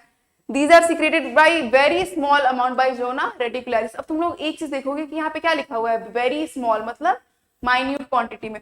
मेल हार्मोन क्या है? एंड्रोजन। और फीमेल हार्मोन क्या है? एस्ट्रोजन। तो अब एक बात बताओ, सेक्स हार्मोन अगर मेल और फीमेल दोनों में दोनों ही हार्मोन है, तो फिर क्या जरूरत है? मतलब ये हम कैसे कह पाते हैं कि ये मेल है, ये फीमेल है? क्या होता है कि जो हमारे एड्रिनल ग्लैंड जो हार्मोन प्रोड्यूस कर रहे हैं तुम्हारे, ये वाले एंड्रोजन और कहा गया एस्ट्रोजन, ये इनएक्टिवेट रहते हैं। कौन इनको इनएक्टिवेट करता है? जो गोनैड्स प्रोड्यूस करते हैं, वहां से भी तो ये हार्मोन प्रोड्यूस होते हैं ना, जो हमने पिट्यूटरी वाले चैप्टर से करा था कि ये टेस्टोस्टेरोन बना रहा है और वो एस्ट्रोजन बना रहा है। तो वो वाले ना ज्यादा क्वांटिटी में प्रोड्यूस होते हैं, ये बहुत माइन्यूट क्वांटिटी में प्रोड्यूस होते हैं। तो अगर कहीं एग्जाम में ये लिख के आए कि testosterone is secreted only by male, तो क्या ये स्टेटमेंट सही है? नहीं सही है। क्यों? क्योंकि स्मॉल अमाउंट तो हमारा एड्रिनल ग्लैंड भी प्रोड्यूस कर रहा है। ठीक है, और कभी कभी ऐसा भी देखने को मिलता है कि जो फीमेल्स होती हैं उसमें जो मेल हार्मोन है वो ज्यादा डोमिनेटिंग होते हैं, तो उसमें मेल लाइक कैरेक्टर डेवलप होते हैं, है ना? और फीमेल्स जो होती हैं, सॉरी, और जो मेल होता है उसमें फीमेल्स हार्मोन कभी कभी ज्यादा डोमिनेटिंग होते हैं। ठीक है ना? हालांकि उसमें जेनेटिक्स जो होती है वो भी बहुत ज्यादा इन्वॉल्व होती है, तो उससे बात नहीं करते हैं। बस इतना जानना है आपको यहाँ के लिए कि जो एड्रिनल ग्लैंड है वहां से जो हार्मोन प्रोड्यूस्ड हो रहे हैं वो इनएक्टिवेट हो जा रहे हैं। किसके हार्मोन से? गोनैड्स के हार्मोन से। But this is the very true statement कि both hormones are secreted by both the sexes, मतलब एस्ट्रोजन और ये एंड्रोजन दोनों सेक्सेस में होते हैं, मेल और फीमेल दोनों में होते हैं। ठीक है, अब यहाँ पे हम लोग पढ़ते हैं कि female sex hormone progesterone secreted by in very minute quantity. वही बात वो बोल रहे हैं। अब हम लोग पढ़ते हैं एड्रिनल मेड्यूला। एड्रिनल कॉर्टेक्स के कौन कौन से 3 हार्मोन है? Mineralocorticoid, glucocorticoid and sex hormone, है ना? GFR, ये कॉर्टेक्स है। यहां से क्या प्रोड्यूस होता है वंश? यहाँ से क्या प्रोड्यूस होता है और यहाँ से क्या प्रोड्यूस होता है? मिनरलोकॉर्टिकॉइड का नाम क्या है? वेरी गुड, ऐसे बोलना है, क्या है? और ग्लूकोकॉर्टिकॉइड का नाम क्या है? लाइफ सेविंग हार्मोन किसको कहते हैं? ठीक है, और सेक्स हार्मोन कौन कौन से हैं? ठीक है, यहां तक कोई दिक्कत है? यही कॉर्टेक्स के हार्मोन है ना? इन सबका फंक्शन तो पढ़ ही लिया है तुम लोगों ने, कोई दिक्कत है यहाँ तक? अब हम पढ़ते हैं कि एड्रिनल मेड्यूला क्या है। तो एड्रिनल मेड्यूला कौन सा पोर्शन होगा? उसके अंदर वाला पोर्शन होगा, और ये पोर्शन जो है वो कहां से डिराइव है? न्यूरल एक्टोडर्म से। कितना परसेंट कॉन्स्टिट्यूट करता है? 10 से 20% के लगभग में, ठीक है ना? तो देखो ऑरिजिन क्या है? Adrenal medulla develops from the neuro ectoderm of the embryo. तो ये तुम्हें ऐसा लगता है कि ये डायरेक्ट कंट्रोल में रहेगा नर्वस सिस्टम के? वहीं से डेवलप हो रहा है, ठीक है ना? Structure the adrenal medulla consist of rounded cells of relatively large and granular cells. These are modified form of sympathetic nervous system. ठीक है, जब हम लोग न्यूरल सिस्टम पढ़ेंगे तो इसके बारे में ज्यादा अच्छे से जानेंगे कि पैरासिम्पैथेटिक क्या होता है, सिंपैथेटिक क्या होता है। अभी के लिए तुम जान लो कि एड्रिनल मेडुला जो होता है वो नर्वस सिस्टम के डायरेक्ट कंट्रोल में रहता है। मतलब ये वही कह लो जो हमने पिट्यूटरी में पढ़ा था ना, न्यूरोहाइपोफाइसिस में, कि जो न्यूरॉन था वो आके स्वेल कर जा रहा था, हियरिंग बॉडी बना रहा था, वो डायरेक्ट कंट्रोल में था। उसी तरीके से एड्रिनल मेडुला जो है वो भी नर्वस सिस्टम के डायरेक्ट कंट्रोल में होता है। ये क्या होता है? Basically modified sympathetic nervous system होता है, ठीक है, which has lost the normal processes and have acquired the glandular functions। तो मुझे एक बात बताओ, नर्वस टिश्यू का क्या काम है? इम्पल्स को ट्रांसफर करना, बट यहाँ पे ये क्या कर रहा है? हॉर्मोन्स को कर रहा है। तो यही है कि इसने अपना नॉर्मल फंक्शन लॉस्ट कर दिया, भटक गया बिल्कुल, और ये क्या हो गया? ग्लैंडुलर हो गया अब, ठीक है। These cells are called chromaffin cells और फियोक्रोमोसाइट्स। इस सेल को हम क्या कहते हैं? तो मुझे एक बात बताओ, क्रोमैफिन सेल्स या फिर फियोक्रोमोसाइट्स आएगा तो तुम समझ जाओगे किस बारे में बात कर रहा है ये? एड्रिनल मेडुला के बारे में बात कर रहा है, जिसने कि अपनी इंपल्स जनरेट करने वाली फंक्शंस को छोड़ दिया और अब ये क्या बन गया है? पूरी तरीके से ग्लैंडुलर बन गया है, ठीक है ना। अब हम इसके हार्मोन्स के बारे में पढ़ते हैं। ये इस पे ज्यादा अगर समझ में ना आए सिंपैथेटिक नर्वस सिस्टम के बारे में तो कोई बात नहीं, बस इतना याद करना कि मॉडिफाइड सिंपैथेटिक सिस्टम है, क्योंकि एग्जाम में ऐसे क्वेश्चन करके आ जाता है, ठीक है ना। और जो नर्वस सिस्टम है उसका लेक्चर जब हम करेंगे तो वहां पे बहुत अच्छे से समझ आ जाएगा। अब हम इसमें हार्मोन्स जो सिक्रीट करते हैं उनके बारे में कहते हैं। एड्रिनल कॉर्टेक्स के जो हार्मोन है उनको हम क्या कहते थे एक साथ? Cortico steroid. Cortisol is glucocorticoid. Cortisol जो है वो सिर्फ ग्लूकोकॉर्टिकॉइड है, जो कौन प्रोड्यूस करता है? जोना फैसिकुलेटा। कॉर्टिसोन जो है, कॉर्टिकोस्टेरॉइड जो है, वो तीनों को कहते हैं। मतलब ये तीनों हार्मोन को एक साथ हम क्या कहेंगे? कॉर्टेक्स जो हार्मोन प्रोड्यूस करता है इसको क्या कहते हैं? कॉर्टिको। तो कॉर्टिकोस्टेरॉइड्स में कौन कौन से हार्मोन्स हैं? 5 हार्मोन्स हैं। Aldosterone, cortisol, oestrogen, progesterone, sorry 4। ये क्या हो गए? चारों के चारे कॉर्टिकोस्टेरॉइड्स हो गए। कॉर्टिकोस्टेरॉइड और कॉर्टिसोल, इन दोनों में क्या रिश्ता है? कॉर्टिकोस्टेरॉइड और कॉर्टिसोल, कॉर्टिकोस्टेरॉइड के अंदर कॉर्टिसोल आता है, ठीक है, ये बात याद रखनी है। तो अगर कॉर्टेक्स के हार्मोन को हम कॉर्टिकोस्टेरॉइड कहते हैं तो मेडुला के हार्मोन का भी कुछ नाम होगा, तो उनको कलेक्टिवली हम क्या कहते हैं? केटकोलामाइन। क्या कहते हैं? केटोकोलामाइंस। केटोकोलामाइंस stimulate the breakdown of glycogen resulting in an increased concentration of glucose in blood. In addition, they also stimulate the breakdown of lipids and fats. केटोकोलामाइंस क्या करता है? ब्रेकडाउन ऑफ ग्लाइकोजन को तोड़ रहा है। मतलब क्या कर रहा है? कैसा? और ये भी क्या है? सब डायवेटोजेनिक है, बस प्रोटीन में थोड़ा लफड़ा है। प्रोटीन को इसने भी क्या किया है? तोड़ा है। लिपिड को तो वैसे ही सब तोड़ते हैं, ठीक है, तो इसने भी प्रोटीन को तोड़ा है। बस जोड़ कौन रहा था? पिट्यूटरी, ग्रोथ हार्मोन, ठीक है। अब हम लोग पढ़ते हैं एड्रेनलिन के बारे में। एड्रेनलिन, नॉर एड्रेनलिन, ये दोनों क्या है? हाँ, भाई भाई हैं, ठीक है। तो इसको हम लोग कहते हैं इमरजेंसी हार्मोन्स। क्या कहते हैं इसको? Emergency hormone. This hormone is 80% part of the total hormone secreted by adrenal medulla. This hormone prepares अरे देखो, एड्रिनल मेडुला का 80% पार्ट कौन है?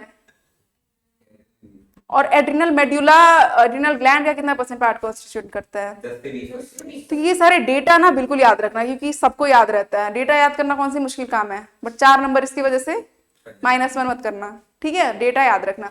तो इसका मेन हार्मोन क्या है? 80% कॉन्स्टिट्यूट कर रहा है ये। तो कौन सा है? एड्रेनलिन। ये तुम्हारी बॉडी को ना अनअवॉइडेबल सर्कमस्टांसेस के लिए प्रिपेयर करता है। अभी हम लोग यहाँ पढ़ा रहे हैं और अचानक से यहाँ पर कुछ ऐसी बमबारी हो जाए तो कैसे हमारी बॉडी फेस करेगी, उसको ये कौन करेगा कंट्रोल? एड्रेनलिन। क्या क्या चीजें बॉडी में चाहिए, क्या क्या जरूरत जो है, जो हमें उस सिचुएशन को कोप अप करने के लिए अपने अंदर चेंजेस करने पड़ेंगे, वो कौन करेगा? इसीलिए इसका नाम क्या रखा हमने? Emergency hormone. अब देखो ये क्या क्या करता है, इसके फंक्शंस के बारे में पढ़ते हैं बेसिकली कि ये फंक्शन में इसके क्या क्या हैं। तो देखो अगर मान लो इमरजेंसी सिचुएशन आ रही है, तो ऐसा तो नहीं कि तुम बड़े आराम से बैठ के गप्पे लड़ा रहे हो, ऐसा नहीं करोगे ना। You have to be very alert. तो ये क्या करवाता है? अलर्टनेस करवाता है ना। Pupillary dilatation, it constricts the erector pili muscles of the hair।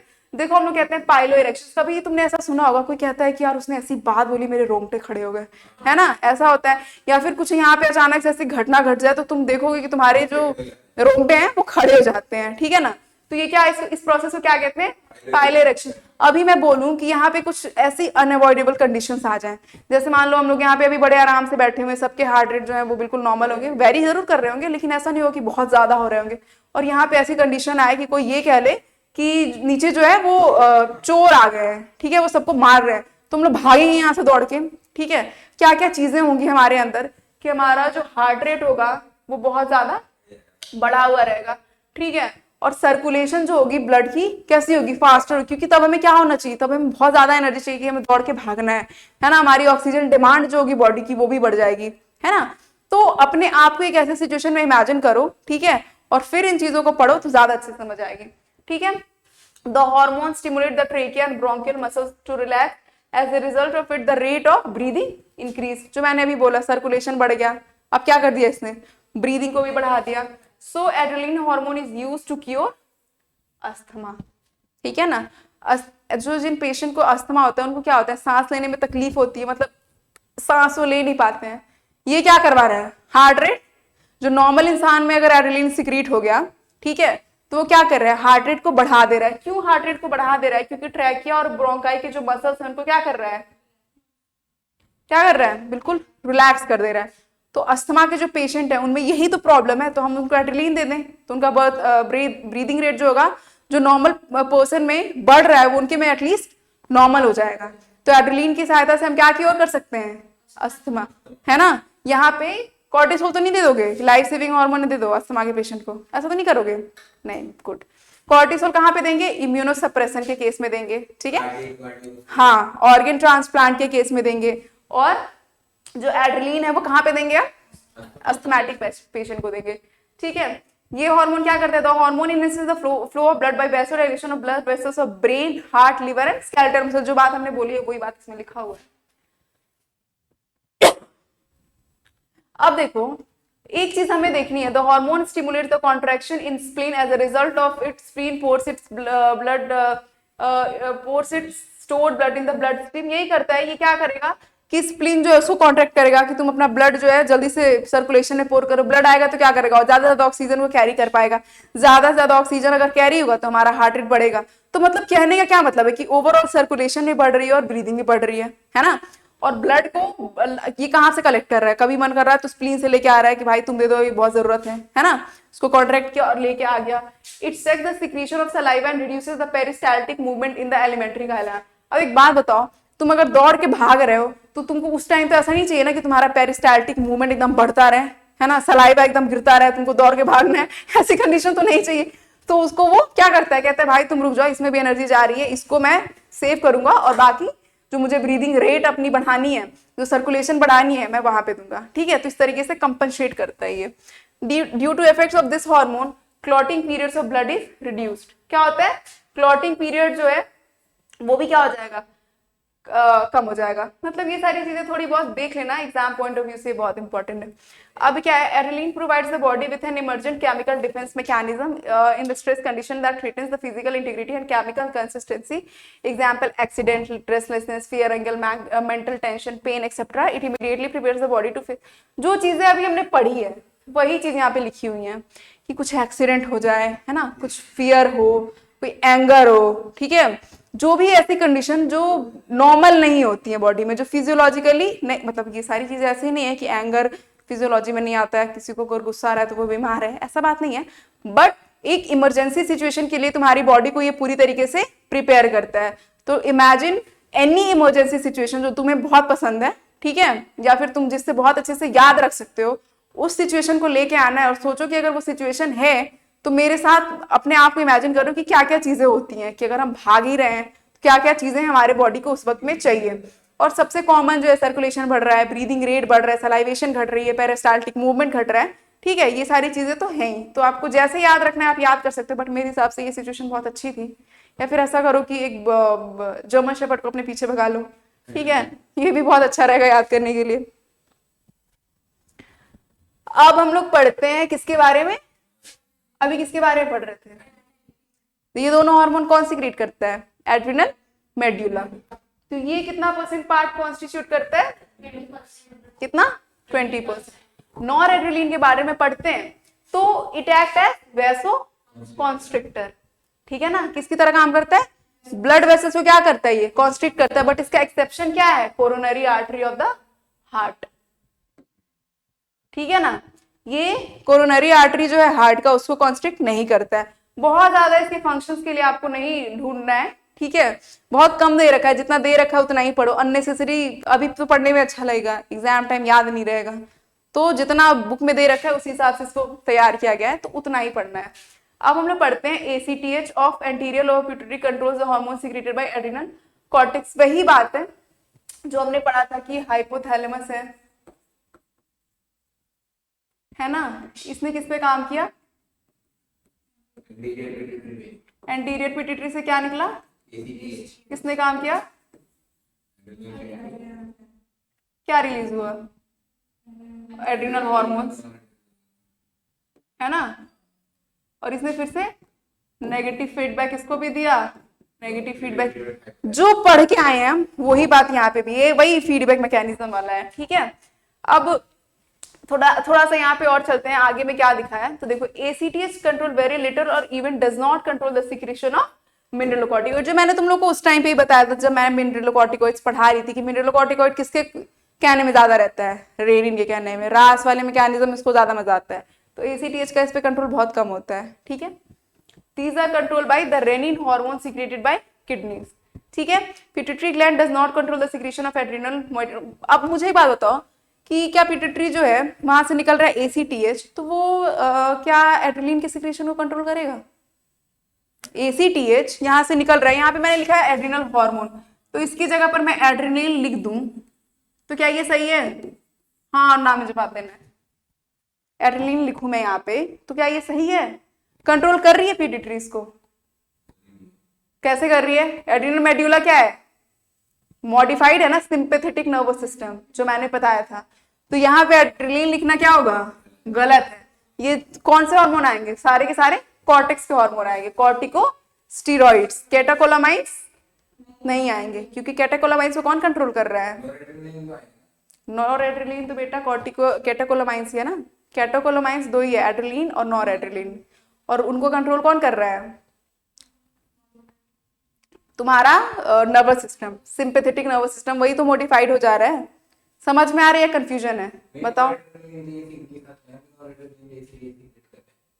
तो लिखा है सिक्रेटेड बाय एड्रिनल मेड्यूला, ये थोड़ा ना लिखा है कि एड्रिनल ग्लैंड, एड्रिनल कॉर्टेक्स, ये तो नहीं लिखा है ना, कॉर्टेक्स तो नहीं लिखा है, मेड्यूला लिखा है यहाँ पे, और मेड्यूला डायरेक्ट कंट्रोल में किसके रहती है, नर्वस सिस्टम के, सिंपैथेटिक नर्वस सिस्टम उसका मॉडिफाइड पार्ट है, ठीक है ना। तो अगर मैं फीडबैक मैकेनिज्म की बात कर रही हूँ तो क्या यहाँ पे लागू हो रहा है ये वाली चीज, ACTH कंट्रोल वाले नहीं हो रही है ना, तो ये चीज यहाँ पे लिखना गलत होगा, ठीक है। Pituitary gland does not control the secretion of adrenal medulla hormones. The adrenal medulla hormone secretion is controlled by nervous system, ठीक है। कौन मॉडिफाई होके वो क्या बना दे रहा है, सिंपैथेटिक नर्वस सिस्टम। अब देखो, अब irregular secretion of adrenal hormone, सबसे पहले हम करते हैं हाइपो सिक्रीशन। देखो ये याद करने के लिए मैं बता रही हूँ, हाइपो मतलब क्या होता है, कम, और एडिशन मतलब क्या होता है, बढ़ना। ये उल्टा है, हाइपो सिक्रीशन की वजह से क्या हो रहा है, एडिसन डिजीज हो रहा है, ठीक है। It is characterised by hypoglycaemia, acute weakness and increased susceptibility to the stress and fatigue, ठीक है। It is also characterised by bronzing और हाइपर। एडिसन डिजीज में बेसिकली ये होता है कि शुगर जो है वो कम हो गया, स्किन में पिगमेंटेशन आ रहा है, पेशेंट जो है बहुत ही इसको वीकनेस, बहुत ही ज्यादा टायर्ड फील कर रहा है वो, है ना। तो बस नाम याद रखो कि हाइपोसिक्रेशन से क्या होगा, एडिसन डिजीज। मिक्स्ड इडेमा किससे होता है, थायराइड के हाइपो या फिर हाइपर से, जल्दी बताओ। हाँ, कॉन्फिडेंस के साथ बोलना है, किससे होता है, ठीक है।